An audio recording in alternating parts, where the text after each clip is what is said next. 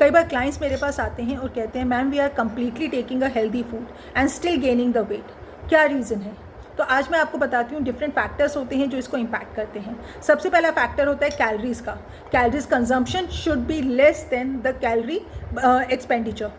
जो अगर मान लो हम हेल्दी ही खा रहे हैं लेकिन अगर हम कंज्यूम ज़्यादा कर रहे हैं और बर्न कम कर रहे हैं तो डेफिनेटली वेट गेन होगा। सेकेंडली, हमें पोर्शन को ध्यान में रखने की ज़रूरत है कि हेल्दी फूड है बट स्टिल हमें पोर्शन ध्यान रखने की ज़रूरत है कि कहीं मैं बहुत ज़्यादा कैलोरीज तो इनटेक नहीं कर रही हूँ। जो थर्ड रीज़न है वो मैटर करता है मसल्स के बारे में, है ना। कई बार जब हमने देखा है हम स्ट्रेंथ ट्रेनिंग कर रहे हैं, हम एक्सरसाइज कर रहे हैं, तो पॉसिबिलिटीज़ होती हैं कि आपने फैट तो लूज़ किया है बट आपने मसल मास गेन कर लिया है, which is a healthy form, which is a good form. तो अगर है ना मसल मास इंक्रीज हो गया तब भी आपका वेइंग स्केल पे वेट ज़्यादा दिखाएगा, तो इट हार्डली मैटर्स। तो हमें ध्यान रखने की ज़रूरत है। कई बार क्या होता है जब हम कुछ एक्टिविटीज़ कर रहे होते हैं तो हमारी बॉडी के अंदर सोडियम का इंटेक बढ़ जाता है और हमारी बॉडी के अंदर वाटर रिटेंशन शुरू हो जाता है, तो भी हमारा वेट गेन होना शुरू हो जाता है। तो हमें इन सब चीज़ों का ध्यान रखना चाहिए कि through which activity, through which medium we are gaining the wait.